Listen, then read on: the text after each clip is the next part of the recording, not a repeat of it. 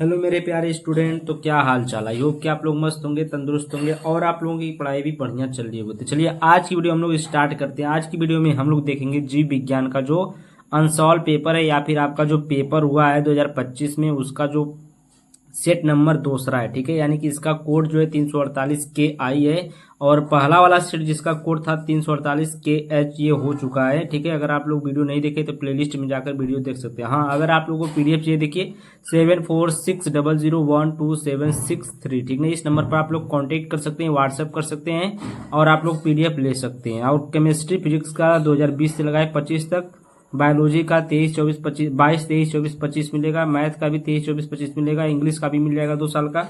ठीक है, लेकिन हाँ उसका पेमेंट लगता है, सभी का मिलाकर के 200 रुपये पेमेंट लगेगा। ठीक है, अब यहाँ पर देखिए आप लोगों को हम एक एक क्वेश्चन हल कराएंगे सभी का। ठीक है, तो यहाँ पर देखिए आपका ये क्वेश्चन प्रश्न नंबर 1 है। प्रश्न नंबर 1 क्या करा है, लघु बीजाणु धानी के किस परत की कोशिकाएं द्विकेंद्रीय होती हैं। तो किस परत की कोशिकाएं द्विकेंद्रीय, बाह्य त्वचा की होती हैं कि अंतरस्थित सीयम की होती है कि मध्य परत की होती है कि टेपिटम। तो इसका सही आंसर आपका होगा टेपिटम। ठीक है, इसका सही उत्तर क्या होगा, टेपिटम होगा। तो इस पर देखिए सही उत्तर पर हम निशान लगा लिए। ठीक है, अब उसके बाद देखिए लक्षणों की वंशागति संबंधी मेंडल के परिणामों की पुनः खोज की थी। तो ये देखिए किसने, डी ब्रिज ने की थी कि कॉरेंस ने की थी कि वान सेरमार्क ने की थी। तो इसमें आपको उपयुक्त सभी, ठीक ना, यानी कि तीनों ने की थी, डी ब्रिज ने भी, कॉरेंस ने भी और वान सेरमार्क भी किए थे। तो तीनों ने किए थे, तो इसलिए उपयुक्त सभी आपका फोर्थ वाला ऑप्शन क्या हो जाएगा, सही जवाब हो जाएगा। उसके बाद देखिए आपका आ गया टीआई प्लाज्मिड संवाहक का उपयोग किस परपोषी में अपनी अभिरुचि के जीन को स्थानांतरित करने में किया जाता है। तो किस में किया जाता है, तो ये आपका ऑप्शन पहला ही वाला ही सही हो जाएगा, जीवाणु में किया जाता है। किस में किया जाता है, जीवाणु में किया जाता है। तो ऑप्शन नंबर 1 आपका क्या हो जाएगा, सही आंसर हो जाएगा। ठीक है, अब देखिए आगे चलते हैं। नेक्स्ट क्वेश्चन है प्रश्न नंबर घ कह रहा है कि निम्न में से कौन सा एक सभोजिता का उदाहरण है। सभोजिता का उदाहरण कौन है इसमें, तो देखिए यहाँ पर पहला अधिपादप यानी कि एपीफाइट या लाइकेन, उसके बाद कवक मूल या माइकोराइजी भी इसको कहते हैं, उपयुक्त सभी। ठीक है, तो ऑप्शन 4 ऑप्शन इसमें दिए गए हैं। तो इसमें आपको कौन सा सही होगा, तो इसमें आपका होगा निम्न में से कौन सा एक सभोजिता का उदाहरण है। तो लाइकेन आपका क्या हो जाएगा, सही आंसर हो जाएगा ऑप्शन नंबर बी वाला। ठीक है, आपका क्या हो जाएगा, आंसर नंबर बी क्या हो जाएगा, सही जवाब हो जाएगा लाइकेन। उसके बाद देखिए प्रश्न नंबर 2 पर आते हैं। प्रश्न नंबर 2 क्या कह रहा है कि एक प्रारूपी पुंकेसर के विभिन्न भागों के नाम लिखिए। यानी कि एक प्रारूपी क्या है, पुंकेसर के विभिन्न भागों के नाम लिखना है। तो यहाँ पर पहला भाग है अंडाशय, दूसरा वर्तिका और तीसरा वर्तिकाग्र होता है। ठीक है, पहला क्या होता है अंडाशय, दूसरा वर्तिका और वर्तिकाग्र। तो ये 3 भाग का नाम लिखना था, मतलब लिख दिए हम लोग। ठीक है, यानी 3 भाग नहीं, मतलब भागों का नाम लिखना था, 3 भाग होते, 3 भागों का नाम लिखा गया। ठीक है, अब देखिए आपका आता है प्रश्न नंबर 2 का ख वाला। तो प्रश्न नंबर 2 का ख देखिए क्या है, कह रहा है कि लीडिंग कोशिकाओं द्वारा संश्लेषित एवं स्रावित हार्मोन का नाम लिखिए। ठीक है, लीडिंग कोशिकाओं द्वारा संश्लेषित एवं स्रावित हार्मोनों का क्या करना है, नाम लिखिए। यहाँ पर पहला है टेस्टोस्टेरोन, एक प्रमुख पुरुष लिंग हार्मोन है जो शुक्र ग्रंथि में स्थित लीडिंग कोशिकाओं द्वारा उत्पन्न होता है। यह पुरुषों में द्वितीयक लैंगिक लक्षणों के विकास, शुक्राणु निर्माण और यौन व्यवहार को नियंत्रित करता है। ठीक है, जो टेस्टोस्टेरोन है यह मनुष्यों में पाया जाता है, यानी कि पुरुषों में पाया जाता है। ठीक है, पुरुषों में पाया जाता है। यह कैसा हार्मोन है, एक प्रकार का लिंग हार्मोन है। ठीक है, जो ये हार्मोन जो होता है देखिए शुक्र ग्रंथि में स्थित लीडिंग कोशिकाओं द्वारा उत्पन्न होता है। यह पुरुषों में द्वितीयक लैंगिक लक्षणों के विकास यानी कि शुक्राणु निर्माण और यौन व्यवहार को नियंत्रित करता है। ठीक है, अब आगे चलिए, हम लोग आगे चलते हैं। प्रश्न नंबर 2 का ग है, कह रहा है कि युग्म विकल्पी क्या है। युग्म विकल्पी देखिए पूछा, युग्म विकल्पी क्या है, बस ये 1 नंबर का क्वेश्चन है। ठीक है, सब जो 2 प्रश्न नंबर 2 में हैं, जितने 5 क्वेश्चन है 5 1 नंबर के हैं। तो किसी गुण को प्रकट करने वाले जीन के दो विपर्यासी स्वरूपों को युग्म विकल्पी कहते हैं। ठीक ना, क्या कह रहा है यहाँ पर, किसी गुण को प्रकट करने वाले जीन के दो विपर्यासी स्वरूपों को क्या कहते हैं, युग्म विकल्पी कहते हैं। ये क्या कर रहा है, जो युग्म विकल्पी है ये क्या करता है कि कोई जीन है तो मतलब किसी गुण को प्रकट कर रहा है कोई जीन, तो उसी के विपर्यासी को क्या कहेंगे हम लोग, युग्म विकल्पी कहते हैं। ठीक है, जैसे जो जीव है ना, जीव की पहचान किससे होती है, जीव की पहचान हुई, जैसे जीव है, अब जीव में जो लक्षण हुआ उससे पहचान होगी उसका कि ये किस प्रकार का लक्षण है। ठीक,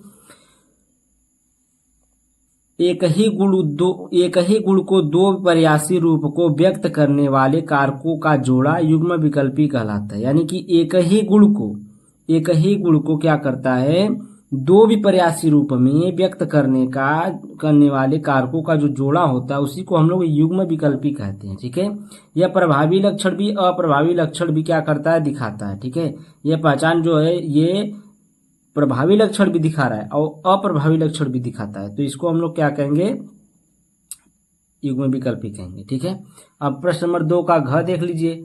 प्रश्न नंबर 2 का घ है कि किन्हीं दो कृत्रिम पारितंत्र के नाम लिखिए। बस दो कृत्रिम पारितंत्र के क्या करना है, नाम लिखना है। ठीक है, तो दो कृत्रिम पारितंत्र का नाम क्या है, ग्रीन हाउस और एक्वेरियम। ठीक ना, क्या हो जाएगा, ग्रीन हाउस और एक्वेरियम, ये आपका हो जाएगा कृत्रिम पारितंत्र।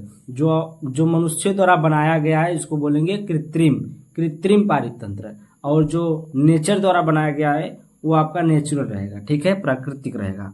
तो ये ग्रीन हाउस हो गया और एक्वेरियम हो गया। और देखिए प्रश्न नंबर 2 का अंगा वाला है, अनुकूली विकिरण का एक उत्कृष्ट उदाहरण दीजिए। अनुकूली विकिरण का एक उत्कृष्ट उदाहरण दीजिए, तो ये आपका लेजर का फुल फॉर्म जो आपका होता है LASER का full form light amplification by stimulated emission of radiation. ठीक ना, light amplification by stimulated emission of radiation, ये आपका होता है लेजर का फुल फॉर्म। तो इसको याद कर लीजिएगा 12th वाले। फिजिक्स में भी ये आता है लेजर। ठीक है, फिजिक्स में कभी कभी प्रैक्टिकल में पूछ लिया जाता है। अब देखिए प्रश्न नंबर 3 का क है, बहुयुग्म विकल्पता क्या है, उदाहरण दीजिए। बहुयुग्म विकल्पता क्या है। अब देखिए जब किसी गुण के लिए 3 या 3 से अधिक एलील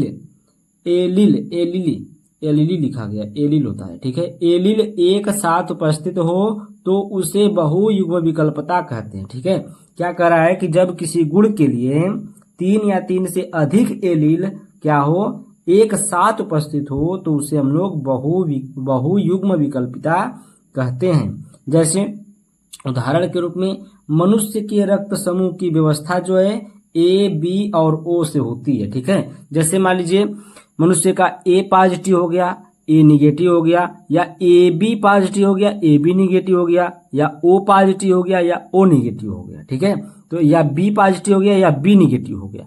तो ये सब मिलाकर के क्या है, A, B, O तीनों से ही मिलकर बना हुआ है। तो ये तीन, जब ये एलील जो होता है ये 3 प्रकार का, अगर 3 या 3 से अधिक हो जाएगा तो इसी को हम लोग क्या बोलेंगे, बहुयुग्म विकल्पता बोलते हैं। ठीक है, तो ये आपका समझ में आ गया। उसके बाद देखिए प्रश्न नंबर 3 का ख वाला है, न्यूक्लियोटाइड के विभिन्न घटकों का संक्षिप्त विवरण दीजिए। तो न्यूक्लियोटाइड के विभिन्न घटकों का संक्षिप्त विवरण देखिए। एक न्यूक्लियोटाइड निम्नलिखित 3 भागों से मिलकर बना होता है। कितने भागों से मिलकर बना होता है एक न्यूक्लियोटाइड, 3 भागों से मिलकर के बना होता है। कौन कौन सा है, देखिए नाइट्रोजनस बेस क्या है, ये 2 प्रकार का होता है। देखिए प्यूरिन, ये देखिए जो ये नाइट्रोजनस बेस होता है 2 प्रकार का, एडेनिन होता है और गुआनिन होता है। और देखिए पिरामिडीन ये 2 प्रकार का, ये देखिए साइटोसिन हो गया, थाइमिन हो गया।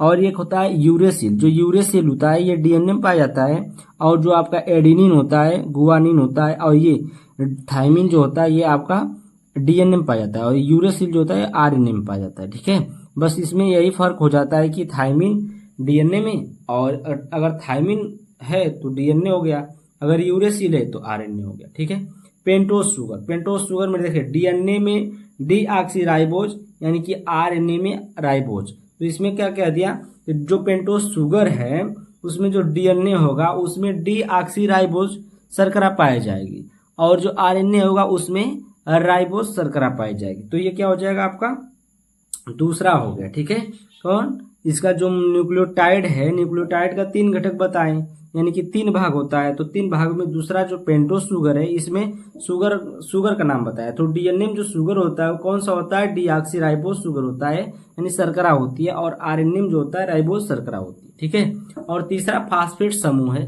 फास्फेट समूह में क्या होता है, न्यूक्लियोटाइड को जोड़ता है। ये जो फास्फेट समूह होता है ये डीएनए और आरएनए में क्या करता है, न्यूक्लियोटाइड्स को जोड़ने का कार्य करता है। ठीक है, तो यहाँ तक ये मतलब 3 घटक पूछा था, तीनों घटक आप लोग लिख लीजिए। उसके बाद देखिए हम लोग चलते हैं प्रश्न नंबर 3 के ग पर। अब यहाँ पर पूछा एक प्रतिरक्षी अणु का नामांकित चित्र बनाइए। तो यहाँ पर प्रतिरक्षी अणु का नामांकित चित्र बन गया है। इसी प्रकार से आपको बनाना है। ठीक है, इस प्रकार से देखिए कैसे कैसे यहाँ पर दांत टाइप निकला हुआ है। इस प्रकार से पहले इसको बनाइएगा, फिर उसके बाद ये छोटा वाला बनाइएगा। पहले ये बड़ा लॉन्ग चैन बनाइएगा, इसमें देखिए नाम लिखा हुआ है, ये लॉन्ग चैन है और ये जो है शॉर्ट चैन है। ठीक है, तो ये क्या है, एंटीजन है। ये दोनों क्या है, एंटीजन है, एंटीजन बॉन्डिंग। इनकी जो बॉन्डिंग होती है कैसी होती है, एंटीजन बॉन्डिंग होती है। ठीक है, और ये शॉर्ट चैन में ये भी आपका एंटीजन बॉन्डिंग है। ठीक, और यहाँ पर ये इस प्रकार से एस टाइप का इस प्रकार से बना दीजिएगा। बस ये आपको इसमें फिगर बनाने के लिए कहेगा अगर प्रतिरक्षी अणु का, तो इसी प्रकार से ये फिगर आपको बना देना है प्रतिरक्षी अणु का। ठीक है, उसके बाद देखिए हम लोग आगे चलते हैं प्रश्न नंबर 3 के घ पर। प्रश्न नंबर 3 का घ क्या कह रहा है कि आयु पिरामिड क्या है, एक बढ़ती हुई मानव समष्टि की आयु पिरामिड का आरेखीय निरूपण कीजिए। यहाँ पर देखिए आयु पिरामिड 2 नंबर का क्वेश्चन है, तो उसी तरह लिखा गया है इसमें। ठीक है, जनसंख्या के विभिन्न आयु वर्गों जैसे 0 से लेकर 14 तक, 14 से लेकर 64 तक और 65 से प्लस, ठीक है ना, में पुरुषों और महिलाओं की संख्या को दर्शाता है। यानी कि यहाँ पर समझिए 0 साल से मतलब 1 साल से लगाए 14 वर्ष तक, और 14 से यानी कि 15 वर्ष से लगाए 64 वर्ष तक, और 64 के बाद 65 वर्ष से जो भी वह उम्र बची है उसकी बात की रही, मतलब उसकी बात किया जा रहा है। ठीक है, में पुरुषों और महिलाओं की संख्या को क्या करता है, ये दर्शाता है। ठीक है, बढ़ती हुई जनसंख्या का आयु पिरामिड त्रिकोणीय होता है जिसमें निचला आधार चौड़ा होता है, युवा वर्ग अधिक। ठीक है, जो होता है आपका ये इस प्रकार से त्रिभुजाकार होता है। इस प्रकार से जैसे मान लीजिए हम त्रिभुज, यहाँ पर आप लोग त्रिभुज तो देखे होंगे, त्रिभुज ऐसे बनाएंगे, ऐसे त्रिभुज बनाइए, ये त्रिभुज है। ठीक है, ये त्रिभुज हो गया। अब ऐसे ऐसे ये 3 भाग में बटा हुआ है, 3 भाग में बटा हुआ है।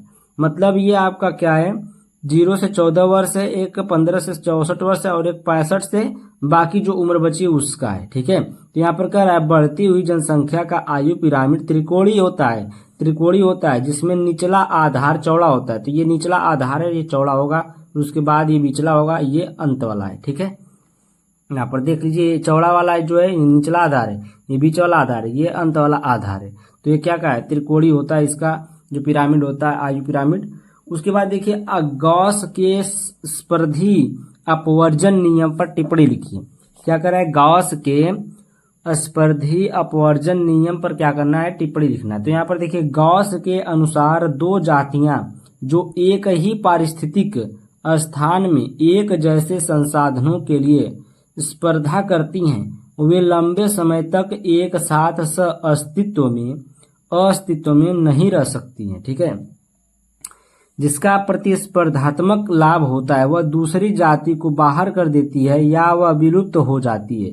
मतलब इसके कहने का मतलब ये है कि जो गॉस के अनुसार ये गॉस का नियम जो दिया गया स्पर्धी अपवर्जन का नियम, इसमें 2 जातियां होती हैं और दोनों जाति को एक साथ रखा जाता है एक ही स्थान पर, जिसमें क्या होता है कि उसमें संसाधनों के लिए स्पर्धा करती है। दोनों क्या करती है, अपने संसाधन के लिए क्या करती है, स्पर्धा करती है। वे लंबे समय तक एक साथ अस्तित्व में नहीं रह सकते, मतलब वे लंबे समय तक एक साथ नहीं रह सकते क्योंकि किसी को किसी की जरूरत है तो किसी को किसी चीज की जरूरत है। ठीक है, तो यहाँ पर दोनों को अलग अलग चीज की आवश्यकता होती है। इस प्रकार से जिसका प्रतिस्पर्धात्मक लाभ होता है वह दूसरी जाति को बाहर कर देती है, यानी कि जिसको ज्यादा लाभ होता है वो दूसरी जाति को क्या करती है, बाहर कर देती है या वह विलुप्त हो जाती है, या वह विलुप्त हो जाती है। जैसे यहाँ पर देखिए उदाहरण में दिया गया है कि दो परभक्षी जो एक ही शिकार पर निर्भर हो, एक को हटना होगा। यानी कि जैसे अगर शेर और हिरन है तो शेर जो है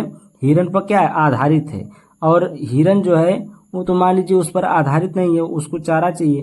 तो जैसे शेर होता है ना, वो क्या कर देगा, हिरन को मार देगा, या तो हिरन को खा जाए या हिरन क्या हो जाए, कहीं भाग जाए। ठीक है, तो हिरन को विलुप्त होना पड़ जाएगा। तो इसी प्रकार से यहाँ पर कहा गया है, वही है आपका गॉस का जो स्पर्धीय अपवर्जन नियम है। ठीक है, तो ये आपका नियम है, इसको ध्यान से मतलब पढ़ लीजिएगा। आगे चलते हम लोग। अब देखिए प्रश्न नंबर 4 आ गया। प्रश्न नंबर 4 जो है, कृत्रिम संकरण की विधि एवं महत्व का संक्षेप में वर्णन कीजिए। कृत्रिम संकरण की विधि, देखिए कृत्रिम संकरण वह प्रक्रिया है जिसमें नर से लिए गए शुक्राणु को कृत्रिम रूप से मादा के प्रजनन तंत्र में स्थापित किया जाता है। ठीक है, इसमें क्या किया जाता है, यह एक विधि है। इसमें क्या किया जाता है कि जो स्पर्म होते हैं, स्पर्म को क्या किया जाता है, लिया जाता है, और वह मादा के प्रजनन तंत्र में क्या किया जाता है, स्थापित किया जाता है। ठीक ना, उसमें डाल दिया जाता है। फिर विधि देखिए, ये विधि है, पहला उच्च गुणवत्ता वाले नर से शुक्राणु एकत्रित किए जाते हैं। जो आपके स्पर्म होंगे वो अच्छे और उच्च गुणवत्ता वाले जो नर होंगे उनसे वो क्या किया जाएगा, एकत्रित किया जाएगा। दूसरी पॉइंट है, इन्हें विशेष तकनीकों से सुरक्षित रखा जाता है। इन्हें क्या किया जाता है, विशेष तकनीकों से क्या किया जाता है, सुरक्षित रखा जाता है। यानी कि फ्रीजर में रखा जाता है या फिर ऐसा टेम्परेचर में रखा जाएगा कि जो खराब ना हो। ठीक है, तीसरा पॉइंट, जब मादा गर्भधारण के लिए उपयुक्त होती है तब स्पर्म को उसमें प्रविष्ट कराया जाता है। ठीक ना, तब क्या किया जाता है, स्पर्म को उसमें प्रविष्ट कराया जाता है। ठीक है, यानी कि डाला जाता है। यहाँ पर देखिए महत्व, बेहतर नस्ल का विकास, बीमारियों की रोकथाम, समय और संसाधन की बचत, दूर दराज के क्षेत्रों में नस्ल सुधार संभव। यानी कि इसमें क्या होता है, बेहतर नस्ल का विकास होता है, उसके बाद बीमारियों की रोकथाम भी होती है। ठीक है, कोई बीमारी है अगर तो किसी पुरुष को कोई बीमारी, तो दूसरे पुरुष का स्पर्म लेकर उसकी औरत में लगाया जाता है, तो क्या होता है, उसको वो बीमारी नहीं होती उस बच्चे को। ठीक है, समय और संसाधन की बचत, इसमें क्या होता है, समय और संसाधन की बचत भी होती है। ठीक, और दूर दराज के क्षेत्रों में नस्ल सुधार संभव, यानी कि दूर दराज के क्षेत्र में मतलब दूर दूर तक क्या हो जाता है, नस्ल सुधार हो जाता है। ठीक है, अब देखिए प्रश्न नंबर 4 का ख है, अंतःगर्भाशयी युक्तियों यानी कि IUD और उनके अनुप्रयोगों पर एक टिप्पणी लिखिए। अब देखिए IUD का फुल फॉर्म क्या होता है, इंट्रा यूटेरिन डिवाइस। ठीक ना, इंट्रा यूटेरिन डिवाइस गर्भाशय में डाला जाने वाला एक उपकरण है जो गर्भधारण को रोकता है। ठीक ना, इसमें क्या करता है, जो IUD होता है यह गर्भाशय में डाला जाता है, और यह क्या करता है, यह एक उपकरण है और यह क्या करता है, गर्भधारण को रोकता है, यानी कि प्रेगनेंसी को क्या करता है, यह रोक देता है। प्रकार, पहला प्रकार है कि कॉपर टी को लिया जाता है। कॉपर टी से क्या होता है कि महिला के प्रजनन तंत्र में कॉपर टी लगाया जाता है। जिस प्रकार से आपको अगर फिगर देखना है, फिगर भी आप देख सकते हैं ऊपर, कॉपर टी वही है। ठीक है, कॉपर टी को लगाया जाता है, और कॉपर टी से क्या होता है कि गर्भधारण रुक जाता है। उसके बाद देखिए मल्टी लोड, ये भी एक होता है। उसके बाद देखिए 3 हार्मोन रिलीजिंग IUDs। ठीक ना, हार्मोन रिलीजिंग एक होता है, उसको भी लगाया जाता है। उसके बाद अनुप्रयोग, दीर्घकालिक गर्भ निरोधक उपाय, सुरक्षित और प्रभावी, और इसका अनुप्रयोग का हार्मोन रहित विकल्प उपलब्ध में किया जाता है, परिवार नियोजन में सहायक होता है। ठीक है, इसका अनुप्रयोग परिवार नियोजन में भी किया जाता है, यानी कि जनसंख्या को रोकने के लिए इसका उपयोग किया जाता है। ठीक है, प्रश्न नंबर ग पर चलते हैं हम लोग। बायोलॉजी है, इसको थोड़ा समझने की कोशिश करिएगा आप लोग। ठीक है, यहाँ पर प्रश्न नंबर 4 का ग, DNA प्रकृति में प्रयुक्त होने वाले एंजाइमों पर एक टिप्पणी लिखिए। DNA प्रतिकृति में प्रयुक्त होने वाले एंजाइमों पर एक टिप्पणी लिखना है। तो यहाँ पर देखिए DNA प्रतिकृति यानी कि रेप्लिकेशन क्या होता है कि दौरान कई एंजाइम कार्य करती हैं। ठीक ना, DNA प्रतिकृति या फिर रेप्लिकेशन के दौरान कई एंजाइम कार्य करती हैं। पहला है हेलिकेस क्या करता है, डीएनए की दोहरी हेलिक्स को खोलता है। ठीक है, जो डीएनए में डबल हेलिक्स पाया जाता है, दोहरा हेलिक्स पाया जाता है ना, उसी को क्या करता है, यह हेलिकेस जो होता है डीएनए की दोहरी हेलिक्स को खोलता है। दूसरा है डीएनए पॉलीमरेज, नया डीएनए जोड़ता है। ये जो डीएनए पॉलीमरेज होता है ये क्या करता है, नया डीएनए जोड़ता है। उसके बाद प्राइमेज, अब ये प्राइमेज क्या करता है, आरएनए प्राइमर जोड़ता है। ठीक ना, आरएनए प्राइमर जोड़ता है जिससे डीएनए पॉलीमरेज काम शुरू कर सके। ठीक ना, ये आरएनए प्राइमर को जोड़ता है जिससे डीएनए जो पॉलीमरेज होता है वो क्या कर सके, अपना काम शुरू कर सके। लाइगेज क्या है, ओकेजॉकी फ्रेगमेंट। ठीक ना, ये ओकेजॉकी फ्रेगमेंट को क्या करता है, जोड़ता है। ठीक ना, उसके बाद देखिए टॉपोआइसोमरेज क्या होता है, टॉपोआइसोमरेज तनाव को कम करता है। ये क्या करता है, तनाव को कम करता है। उसके बाद महत्व को देखिए, महत्व, ये एंजाइम डीएनए की सटीक और तेज प्रतिकृति के लिए आवश्यक है। ठीक है, जो ये एंजाइम होती है इसमें जो पाया जाता है वो क्या होती है, जो जितने एंजाइम में यहाँ पर बताया, हेलिकेज है, लाइकेज है, टाइपोआइसोमरेज है, प्राइमेज है। ठीक है, इस प्रकार से जो भी ये एंजाइम है डीएनए की सटीक और तेज प्रतिकृति के लिए आवश्यक होती है। ठीक, उसके बाद देखिए प्रश्न नंबर 4 का घ है, द्विसंकर क्रॉस में स्वतंत्र अपव्यूहन के नियम का वर्णन कीजिए। क्या करना है यहाँ पर, स्वतंत्र अपव्यूहन के नियम का वर्णन करना है। देखिए मेंडल का स्वतंत्र अपव्यूहन नियम बताता है कि जीन की युग्मित विशेषताएं स्वतंत्र रूप से विभाजित होती हैं। जो मेंडल थे वो क्या थे,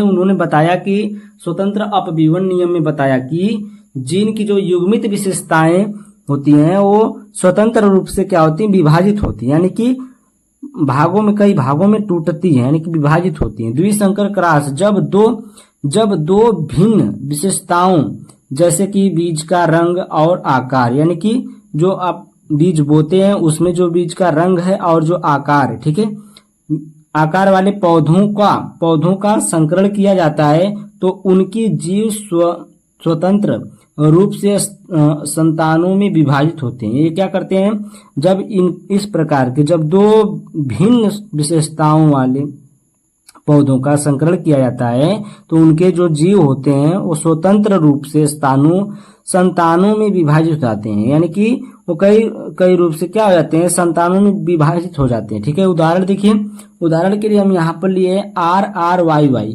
यानी कि गोल और पीला बीज। ठीक है, RRYY गोल और पीला बीज। यहाँ पर XR small r capital Y, यानी कि झुर्रीदार और हरा। ये देखिए F1 पीढ़ी में होता है और जब दोनों को मिलाया जाता है तो ये F1 पीढ़ी में कैपिटल R स्मॉल r और कैपिटल Y स्मॉल y सभी गोल हो जाते हैं और पीले हो जाते हैं। ठीक ना, ये इसमें क्या गोल और पीला था, झुर्रीदार और हरा था, तो यहाँ पर कैपिटल R आ गया, स्मॉल r आ गया, कैपिटल Y स्मॉल y, तो इसमें क्या हो गया, सभी गोल हो गए और पीले हो गए।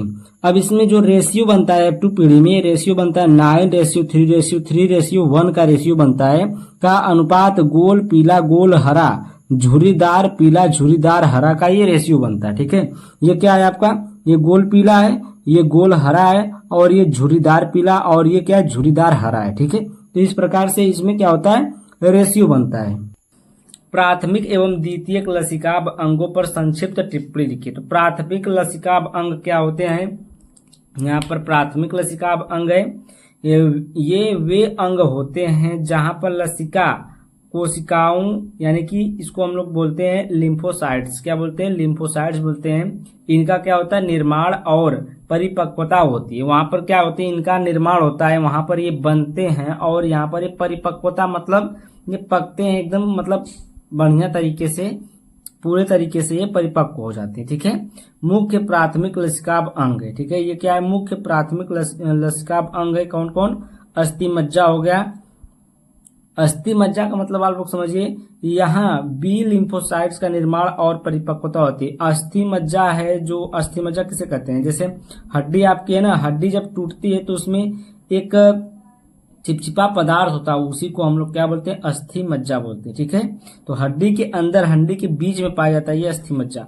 थाइमस ग्रंथि, यहाँ टी लिम्फोसाइट, यहाँ पर बी लिम्फोसाइट, यहाँ पर टी लिम्फोसाइट का परिपक्व होना होता है। ठीक है, यानी कि यहाँ पर क्या होता है, बी लिम्फोसाइट परिपक्व होता है और निर्माण होता है, और यहाँ पर जो है थाइमस ग्रंथि में टी लिम्फोसाइट का परिपक्व होना होता है। ठीक है, विशेषताएं देखिए, ये अंग जन्मजात प्रतिरक्षा प्रणाली का हिस्सा होते हैं। ये अंग जो होते हैं ये जन्मजात से ही हमारे शरीर में होते हैं। ठीक है, जो अस्थि मज्जा हो गया और थाइमस ग्रंथि हो गई, इनका कार्य लिम्फोसाइट्स को प्रशिक्षित करना होता है। ठीक है, क्या होता है, इनका जो कार्य होता है लिम्फोसाइट्स को क्या करना होता है, प्रशिक्षित करना होता है, ताकि वे आत्म और पराया को पहचान सके। वो क्या कर सके, आत्म और मतलब अपने को और पराये को क्या कर सके, पहचान सके। ठीक है, अब देखिए दूसरा है द्वितीय लसिकाभ अंग। तो द्वितीय लसिकाभ अंग क्या है, कह रहे ये वे अंग होते हैं जहां पर परिपक्व लिम्फोसाइट से एंटीजन से संपर्क करते हैं और प्रतिरक्षा प्रतिक्रिया उत्पन्न करते हैं। यानी कि ये वे जो होते हैं कि ये पूरे तरीके से परिपक्व हो गए होते हैं लिम्फोसाइट, और ये क्या करते हैं,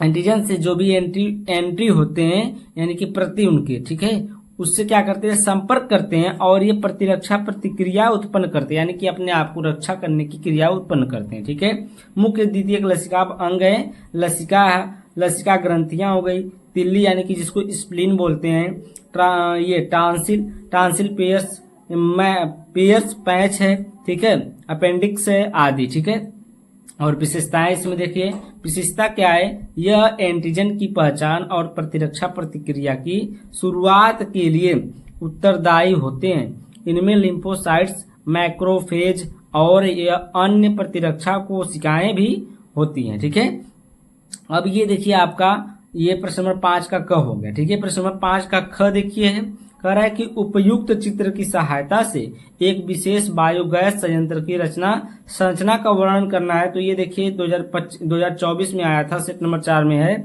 और प्रश्न नंबर 8 है। तो हम यहाँ पर निकाल कर रख लिए हैं और इसको हल करना है, मतलब आपको बताना है। तो देखिए यहाँ पर प्रश्न नंबर 8 में आया बायोगैस संयंत्र का सचित्र वर्णन। तो यहाँ पर देखिए बायोगैस संयंत्र है, इसमें एक टैंक यानी कि 10 से 15 फीट गहरा होता है, जिसमें अपशिष्ट एवं गोबर की कर्दम यानी कि गोबर की कर्दम, यहाँ पर देखिए क्या लिखा है, कर्दम यानी कि स्लरी का मतलब है जो गोबर का घोल होता है उसी को कहते हैं। ठीक है, भरी जाती है। कर्दम के ऊपर एक सचल ढक्कन रखा जाता है और उसके ऊपर क्या होता है, एक ढक्कन बना करके सीमेंट का रखा जाता है। जैसे कि आपकी लैट्रिन बाथरूम में जो उसका गड्ढा होता है, सोखता होता है, उसमें बना होता है, उस प्रकार से ये भी होता है। ठीक है, रखा जाता है। सूक्ष्मजीवी सक्रियता के कारण टैंक में गैस बनती है और उसी उसमें मतलब सड़न जो होती है उसमें सूक्ष्मजीव पैदा होते हैं और उसी के कारण क्या होती है, उसमें क्या होती है, सक्रियता के कारण टैंक में गैस पैदा होती है। ठीक है, गैस बनती है जिससे ढक्कन ऊपर को उठता है, जिससे जो ढक्कन होता है ऊपर उठने लगता है। बायोगैस संयंत्र में एक निकास द्वार होता है। बायोगैस संयंत्र में एक निकास द्वार होता है जो एक पाइप से जुड़ा होता है, उसमें एक पाइप लगा दी जाती है। इसी पाइप की सहायता से घर में बायोगैस की आपूर्ति की जाती है और उसी की सहायता से घर में जो गैस या बायोगैस की क्या की जाती है, आपूर्ति की जाती है। ठीक है, उसके बाद देखिए उपयोग की गई कर्दम दूसरे निकास द्वार से बाहर निकाल दी जाती है, यानी कि जो उसमें उपयोग की जाती है कर्दम जो खराब हो जाती है, यानी कि जो गैस बनने के बाद जो बचती है, ठीक है, उसको दूसरे निकास द्वार से क्या किया जाता है, बाहर निकाल दिया जाता है और इसका प्रयोग जैव उर्वरक के रूप में किया जाता है, यानी कि खाद के रूप में इसका प्रयोग, खाद यानी कि खेतों में जो खाद गोबर की पड़ती है उसको, ठीक ना, उसका प्रयोग किया जाता है। ग्रामीण क्षेत्रों में गोबर बड़ी मात्रा में उपलब्ध हो जाता है, यानी कि इसके कहने का मतलब है कि गांव में ये ज्यादातर बनाया जा सकता है ये बायोगैस संयंत्र, क्योंकि गाँव में क्या होता है, गोबर की मतलब संख्या जो होती है गोबर की बड़ी मात्रा में उपलब्ध हो जाता है गोबर वहां पर। ठीक है, नेक्स्ट पेज पर चलते हैं और यहाँ पर देखिए आपको चित्र बनाना है। चित्र बनाने के लिए हम आपको जब वीडियो एडिट करेंगे तो उसमें आपको चित्र दे देंगे। ठीक है, आप लोग देख लीजिएगा चित्र और चित्र बना लीजिएगा। आप देखते हैं आगे भी इसमें कुछ लिखा हुआ है। अब देखिए यहाँ पर उत्पन्न बायोगैस का प्रयोग खाना पकाने में तथा प्रकाश के लिए किया जाता है। जो बायोगैस उसमें उत्पन्न होता है उसका प्रयोग खाना पकाने में, प्रकाश के लिए किया जाता है। भारतवर्ष में बायोगैस उत्पादन प्रौद्योगिकी का विकास मुख्यतः भारतीय कृषि अनुसंधान संस्थान तथा खादी एवं ग्रामीण उद्योग आयोग के प्रयासों से हुआ है। इस संयंत्र में मेथेनोजन जीवाणु होते हैं। ये अनॉक्सी जीवाणु सेलुलोसयुक्त पदार्थों पर अवायवीय परिस्थितियों में विकसित होते हैं और उपापचय के फलस्वरूप कार्बन डाइऑक्साइड, हाइड्रोजन तथा मीथेन गैस उत्पन्न होती है। ठीक है, इन गैसों के मिश्रण को बायोगैस या गोबर गैस भी कहते हैं। बायोगैस में प्रयुक्त मीथेन गैस होती है। ठीक है, जो बायोगैस में प्रमुख होती है, प्रमुखता क्या होती है, मीथेन गैस होती है। मीथेन गैस से हमारा जो गैस चलता है, ठीक है, इसी कारण उसमें बायोगैस गोबर से ही बनता है। ठीक है, आगे चले हम लोग नेक्स्ट क्वेश्चन पर। तो हम लोग का जो नेक्स्ट क्वेश्चन है ये देखिए, प्रश्न नंबर 5 का ग, निम्न पर संक्षिप्त टिप्पणी लिखिए। कौन कौन है? टीकाकरण और जैव उर्वरक।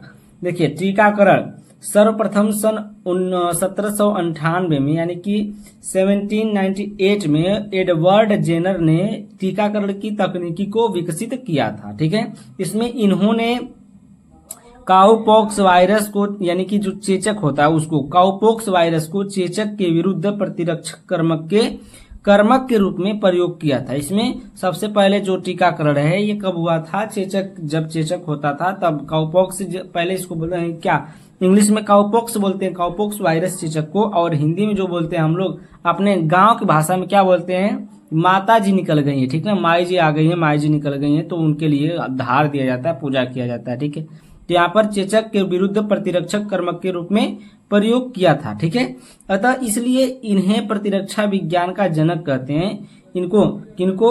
एडवर्ड जेनर को क्या कहा जाता है? प्रतिरक्षा विज्ञान का जनक कहा जाता है। टीका प्रतिजनों का तैयार घोल होता है जो इंजेक्शन द्वारा शरीर में प्रविष्ट कराने पर विशिष्ट प्रतिरक्षियों के निर्माण को प्रेरित करके शरीर में सक्रिय कृत्रिम प्रतिरोध क्षमता उत्पन्न करता है। यह क्रिया टीकाकरण कहलाती है। ठीक है, यही क्रिया क्या कहलाती है? टीकाकरण कहलाती है, जो इंजेक्शन द्वारा इसको क्या किया जाता है? दिया जाता है। ठीक है, और इसमें देखिए, इसमें क्या किया जाता है, और ये जो चेचक होती है ना, चेचक कई प्रकार की होती हैं। तो इसमें एक एकदम महीन वाली होती हैं, और एक थोड़ा सा बड़ी होती हैं, और एक छोटा छोटा होती हैं, और एक एकदम बड़ा बड़ा, इतना बड़ा बड़ा होता है, और एक छाला वाला होता है। ठीक है, मतलब कई प्रकार के होते हैं। जो छाला वाला हो जाता है जल्दी सही नहीं होता है, मतलब कभी कभी इसमें मृत्यु भी हो जाती है। चेचक बहुत खतरनाक चीज होती है। ठीक है, और यहाँ पर देखिए जैव उर्वरक के बारे में देख लेते हैं। जैव उर्वरक प्राय सूक्ष्मजीव होते हैं, जैसे जीवाणु आदि, जो भूमि में रहकर मृदा की उर्वरता को बढ़ाते हैं तथा वायुमंडल से नाइट्रोजन का स्थिरीकरण करते हैं। जैव उर्वरक तो आप लोग सुने, जैव उर्वरक मतलब क्या? मतलब भूमि को जो सही बनाए। ठीक है, भूमि की उर्वरता को बढ़ाए, भूमि में पैदावार बढ़ाए, तो क्या हो गया? ये एक प्रकार के सूक्ष्म जीव होते हैं। ठीक है, जो क्या करते हैं, हमारे भूमि में आकर के हमारी पैदावार को बढ़ावा देते हैं। हमारे जो गेहूं चावल जो भी पैदा होते हैं उनको क्या करते हैं? बढ़ोतरी मतलब देते हैं। ठीक है, और ये क्या करते हैं? वायुमंडल से नाइट्रोजन का स्थिरीकरण भी करते हैं। और ये जैसे सहजीवी जीवाणु, राइजोबियम हो गया। ठीक ना, सहजीवी जीवाणु क्या है? सहजीवी है। राइजोबियम क्या है? सहजीवी है। लेग्यूमिनस पौधों के साथ रहता है। जो ये राइजोबियम है ये सहजीवी है। ये किसके साथ रहता है? लेग्यूमिनस पौधों के साथ रहता है। ठीक है, उसके बाद प्रश्न नंबर 5 का घ देखिए, चिकित्सा में पुनर्योगज डीएनए तकनीकी के अनुप्रयोगों का वर्णन कीजिए। तो देखिए, दो अलग अलग स्रोतों से लिए गए डीएनए को जोड़कर बनाया गया नया डीएनए पुनर्योगज डीएनए कहलाता है। यानी कि पुनर्योगज डीएनए कहिए चाहे आनुवंशिक इंजीनियरिंग कहिए, ये बात एक ही है। ठीक है, तो इसमें क्या कर रहा है कि दो अलग अलग स्रोतों से, यानी कि दो अलग अलग, मान लीजिए दो अलग अलग मनुष्य से लिया गया जो डीएनए होता है, उस डीएनए को एक महिला में प्रविष्ट कराया जाता है और उसी को क्या कहते हैं? पुनर्योगज डीएनए कहते हैं। और इस विधि को पुनर्योगज डीएनए तकनीकी कहते हैं। इनके जुड़ने की प्रक्रिया को पुनर्योजन कहा जाता है। ठीक है, शैवाल का डीएनए प्लस धान का डीएनए, दोनों देखिए, यहाँ पर शैवाल का डीएनए लिया गया प्लस में यहाँ पर क्या और धान का डीएनए लिएगा। जब दोनों का डीएनए लिएगा तो इसको हम जब मिल गया दोनों तो ये उसको बोलेंगे पुनर्योगज डीएनए, ठीक ना। उद्देश्य आनुवंशिक पदार्थ का कृत्रिम संश्लेषण, दो अलग अलग जीनों के डीएनए खंडों को जोड़कर नया डीएनए बनाना। देखिए ध्यान से, यहाँ पर दिख नहीं रहा था आप लोगों को, नया अलग अलग जीनों के डीएनए खंडों को जोड़कर नया डीएनए बनाना, डीएनए की मरम्मत या कह सकते हैं डीएनए में कुछ न्यूक्लियोटाइड को हटाकर जोड़कर या विस्थापित करके इच्छित संरचना वाले, यहाँ पर देखिए इच्छित संरचना वाले, यहाँ पर देखिए इच्छा के अनुसार यहाँ पर संरचना दी जाती है उसकी, ठीक ना। तो इच्छित संरचना वाले नए डीएनए अणुओं का संश्लेषण करके जीवधारियों में इच्छित गुणों का समावेश करना जेनेटिक इंजीनियरिंग का ध्येय है, ठीक है। यानी कि इसको जेनेटिक इंजीनियरिंग भी कहा जाता है और आनुवंशिक इंजीनियरिंग भी कहा जाता है, और क्या कहा जाता है, इसको पुनर्योगज डीएनए भी कहा जाता है, ठीक ना, तकनीकी। अब देखिए उपयोगिता, इसको देख लेते हैं। इसकी उपयोगिता क्या है? इस विधि द्वारा आनुवंशिक वैज्ञानिक जीन की संरचना में सुधार करके अथवा विकृत जीन को सामान्य जीन द्वारा विस्थापित करके आनुवंशिक रोगों से मानव जाति को मुक्ति दिला सकेंगे अथवा मानव द्वारा उपयोग में आने वाले पादपों और जंतुओं की नस्लों का सुधार कर सकेंगे। यानी कि कह रहा है कि जो जीन होते हैं, जो खराब, मतलब जो खराब डीएनए होता है, यानी कि जिसमें गुण खराब होते हैं, उस खराब गुण को निकाल करके उसका सही गुण उपयोग में आएगा। दो ऐसे डीएनए लिए जाएंगे, दो ऐसे जीवों का डीएनए लिए जाएंगे जिसमें जो खराब गुण होगा, खराब को निकाल कर सही वाला जोड़ दिया जाएगा। तो जो अगला डीएनए, जो पुनर्योगज डीएनए बनेगा, वो क्या हो जाएगा, उसकी नस्ल एकदम मस्त नस्ल की, मतलब जंतु होंगे या फिर पादप होंगे, ठीक है। ये अब जंतुओं में ही नहीं, मनुष्यों में भी हो रहा है, ठीक है। प्रश्न नंबर 6 देखिए। प्रश्न नंबर 6 का क्या है? उपयुक्त उदाहरण के साथ सहज प्रतिरक्षा एवं उपार्जित प्रतिरक्षा में विभेद कीजिए। सहज प्रतिरक्षा और उपार्जित प्रतिरक्षा को देखिए, यहाँ पर विभेद यानी कि अंतर बताना है। तो पहला है सहज प्रतिरक्षा। सहज प्रतिरक्षा जन्म से उपस्थित होती है। जो सहज प्रतिरक्षा होती है वो क्या होती है? जन्म से उपस्थित होती है। और जो उपार्जित प्रतिरक्षा जन्म के बाद प्राप्त होती है, ठीक ना। उपार्जित जो प्रतिरक्षा होती है वो क्या होती है? जन्म के बाद प्राप्त होती है। दूसरी पॉइंट, सहज प्रतिरक्षा आनुवंशिक होती है और वंशागत होती है। उपार्जित प्रतिरक्षा आनुवंशिक नहीं होती है, यह वंशागत नहीं होती, मतलब इसके विरुद्ध ये रहेगा ही रहेगा, ठीक है। सहज प्रतिरक्षा जो होती है वो आनुवंशिक होती है, यानी कि हमें अपने माता पिता से मिलती है, ठीक है। और जो उपार्जित प्रतिरक्षा होती है ये आनुवंशिक नहीं होती है। तीसरी पॉइंट है, यह सहज प्रतिरक्षा अविशिष्ट होती है। उपार्जित प्रतिरक्षा विशिष्ट प्रकार की होती है, क्योंकि प्रत्येक रोगाणु के प्रति अलग प्रकार की कोशिकाएं बनती है। यानी कि इसमें क्या होती है, जो उपार्जित प्रतिरक्षा होती है यह विशिष्ट प्रकार की हो सकती है, यानी कि कई प्रकार की होती है। और इसमें क्या होता है, जो रोगाणु होते हैं इसमें अलग प्रकार की कोशिकाएं बनाती हैं, ठीक है। चौथी पॉइंट है कि सहज प्रतिरक्षा के विकास के लिए बाह्य संक्रमण या रोगाणुओं की उपस्थिति की आवश्यकता नहीं होती है, और उपार्जित प्रतिरक्षा के विकास के लिए बाह्य संक्रमण या रोगाणुओं की उपस्थिति की आवश्यकता होती है, ठीक। उसके बाद प्रश्न नंबर 5 है, पॉइंट नंबर 5 है, सहज प्रतिरक्षा में शरीर द्वारा उत्पन्न रसायन म्यूकस लाइसोजाइम लार इंटरफेरेंस तथा फाइगोसाइट्स भाग लेते हैं। और इसमें उपार्जित प्रतिरक्षा में प्रतिरक्षित अंतर कोशिकाएं जैसे टी लिम्फोसाइट्स, बी लिम्फोसाइट्स आवश्यक है, जिनसे एंटीबॉडी बनकर शरीर को सुरक्षा प्रदान करती है, ठीक है। जिससे क्या है, ये क्या है, एंटीबॉडी बनती है, और एंटीबॉडी बनकर के क्या करती है, जो शरीर होती है, जो हमारी बॉडी होती है, उसको सुरक्षा प्रदान करती है, ठीक है। तो यहाँ पर आपको सहज प्रतिरक्षा और उपार्जित प्रतिरक्षा में विभेद या अंतर बता दिए। आप लोग इसको ध्यान से देख लीजिएगा, ध्यान से पढ़ लीजिएगा, ठीक है। आगे चले नेक्स्ट क्वेश्चन पर। नेक्स्ट क्वेश्चन आपका है कि क्लोनिंग संवाहक क्या है। क्लोनिंग संवाहक क्या है? क्लोनिंग संवाहक की विशेषताओं पर संक्षिप्त टिप्पणी लिखिए। क्लोनिंग संवाहक वांछित जीन को ले जाने के लिए वाहन के रूप में काम करते हैं। जो क्लोनिंग संवाहक है यह वांछित यानी कि जीन को ले जाने के लिए वाहन के रूप में क्या करती है, यह एक कह सकते हैं टेम्पू या रिक्शा के रूप में काम करती है, वाहन के रूप में कार्य करती है, यानी कि ले जाने का कार्य कर रही है। क्लोनिंग प्रक्रिया के दौरान यह वांछित जीन को पोषी कोशिका में ले जाता है।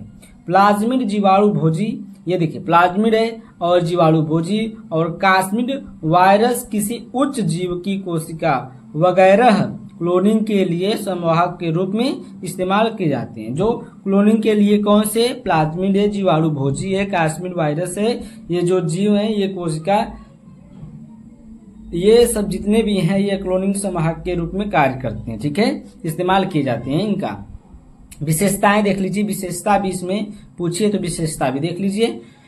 संवाहक एक डीएनए अणु होते हैं। ये क्या होता है, संवाहक एक प्रकार का डीएनए अणु होता है। इसमें क्लोन करने के लिए डीएनए खंड को जोड़ा जाता है। इसमें क्या जोड़ा जाता है, डीएनए खंड को जोड़ा जाता है। संवाहक में प्रतिकृत का मूल होना चाहिए ताकि वह बेजबान कोशिका के अंदर स्वयं प्रतिकृत बना सके।